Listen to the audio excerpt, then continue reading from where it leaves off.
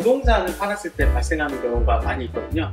부동산을 발생했을 때 양도 차익이 커서 3.8%가 굉장히 크게 세금으로 계산이 되는 경우가 있고요. 그리고 또 부동산을 팔았을 때 그런 유가구 주택금 장기거래 특별공제처럼 해가지고 공제를 많이 받아서 한국에 내는 세금이 적어가지고 미국에 추가로 내는 경우가 있고요. 한국에 계신 여러분들이 세금을 내시는 경우가 있잖아요. 그거에 대해서 좀 설명을 드리도록 하겠습니다. 제가 세 가지 경우만 설명을 드릴 건데요. 99%는 다 이것 때문에 한국에 계셔도 세금을 내시게 됩니다.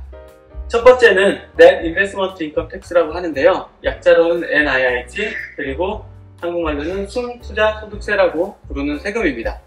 자, 이거는 왜 중요하냐면 외국 납부세 공제 또는 해외 세액 공제라고 해가지고 한국에 내는 세금 공제를 받아야 되는데, 미국의 이 세금은 한국에 세금을 많이 냈다 하더라도 공제를 못 받는 세금이에요. 즉 해외 세액 공제가 적용받지 못하는 세금이기 때문에 이 세금에 대해서는 여러분들이 한국에 살고 있어도 미국에 고스란히 내셔야 되는 세금입니다.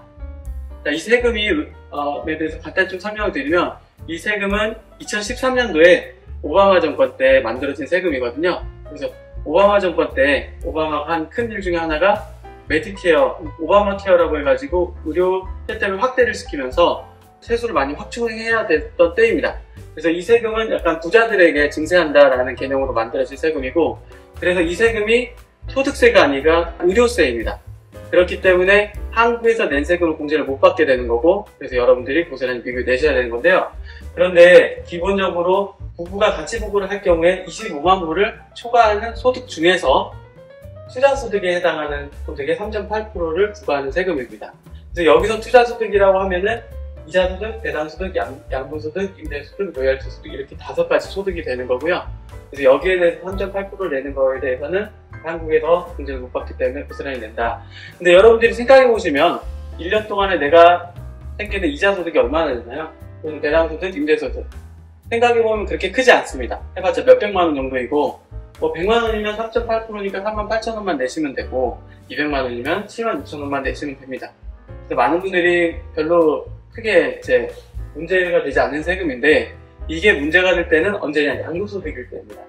그래서 집을 팔아가지고 양도소득이 크게 났었을 때에는 3.8%가 세금은 낮지만, 예를 들어 10억이다 라고 하면은 추가적으로 내셔야 될 세금이 3,800만 원이 되는 것이고요. 20억이다 하면은 7,600만 원이 되는 것이다, 이렇게 보시면 됩니다. 두 번째로는 이것도 마찬가지로 해외 세액 공제와 관련이 되어 있는 건데요. 한국에 세금을 내시면 그만큼 공제를 받는다고 제가 말씀드렸잖아요. 그런데 한국에 아예 세금을 내지 않거나 또는 세금을 냈는데 굉장히 적게 냈을 경우입니다. 이럴 때에는 이제 그 차익에 대해서 미국에 추가적으로 세금을 내시는 경우가 생기는데요. 대표적인 것이 비과세 보험이라든지 또는 퇴직금입니다. 퇴직금 같은 경우는 세율이 한 5% 정도밖에 되지 않아요. 그리고 내가 대주주가 아닌 이상 상장 주식을 팔았을 때 발생하는 양도소득에 대해서는 비과세입니다.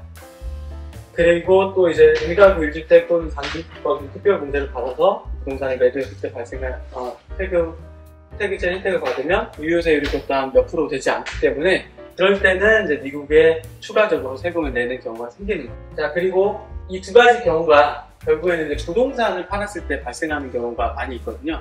부동산을 발생했을 때 양도 차익이 커서 3.8%가 굉장히 크게 세금으로 계산이 되는 경우가 있고요.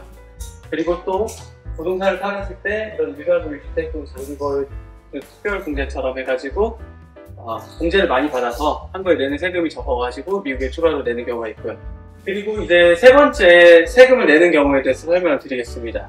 한국에 있는 법인을 가지고 계시는 분들 있잖아요. CFC라는 개념인데 영어로는 Controlled Foreign Corporation이라고 하는데요. 결론적으로 말씀드리면 미국 납세자가 50%를 초과하게 소유하고 있는 법인을 얘기를 합니다. 그래서 이게 한 사람만 하는 게 아니라 납세자의 지분의 총합이 50%를 넘어가면 이 CFC라는 법인으로 되고, 이게 이제 2018년도에 트럼프가 세제 개혁을 하면서 강화된 법안인데요. 이게 왜 이제 세금을 내게 되냐면, 이 법인에서 발생한 순수익이 이 미국 납세자의 소득으로, 개인 소득으로 간주가 됩니다. 자, 그래서 그 소득의 종류에 따라서 두 가지로 나뉘는데요. 서파트 F 소득이라든지 길티 소득, 이렇게 두 가지로 나뉘게 되고, 그런데 이제 서파트 F 소득이라는 건 간단히 얘기해서 수동소득입니다. 이 회사가 비즈니스를 통해서 늘어난 소득이 아니라 그냥 자산이 증식되는 임대소득이라든지 이자소득이라든지 배당소득이라든지요. 그렇게 됐었을 때는 서파트 F 인컴이라고 하고요.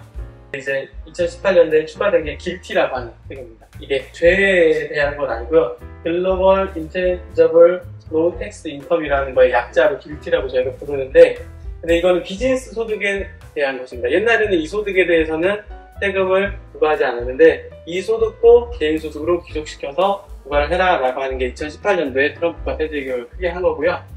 그래서 결론적으로 말씀드리면 이 소득이 내 개인 소득으로 옵니다. 그러면 개인 소득세를 내셔야죠. 그런데 한국에서 이 법인이 법인세를 충분히 내면 그러면 이거는 다 공제를 받을 수가 있습니다. 그래서 이 소득의 종류에 따라서 이게 수동소득이라고 하면은 서파트 F 인컴, 그래서 그거는 한국에서 내는 법인의 세율이 21% 이상 되면 미국에 추가적으로 내지 않고요. 근데 이게 능동소득입니다. 비즈니스 인컴이어서 길티에 해당될 때는 한국에 낸 세금이 13.125% 이상 되면 그러면 미국에 추가로 내시는 세금은 없습니다. 만약에 가능하시다면 미국 납세자의 소유 지분이 50%를 초과하지 않도록 딱 50%까지 괜찮습니다. 나머지 50%는 영주권 아닌 사람, 영주권 아닌 가족들, 이 가족이 있으면 이걸 세금 내는 경우는 없고요. 그리고 만약에 초과를 어쩔 수 없이 해야 된다라고 하시면은 한국에서 세금을 좀 충분히 내시는, 너무 억지로 무리해가지고 뭐 세액공제 같은 거 받으시거나 하셔가지고 세금을 적게 낸다 하시면 오히려 그걸 그만큼 미국에 세금을 내실 수 있으니까 그런 걸 미리 좀 잘 조절하시는 거를 추천드립니다.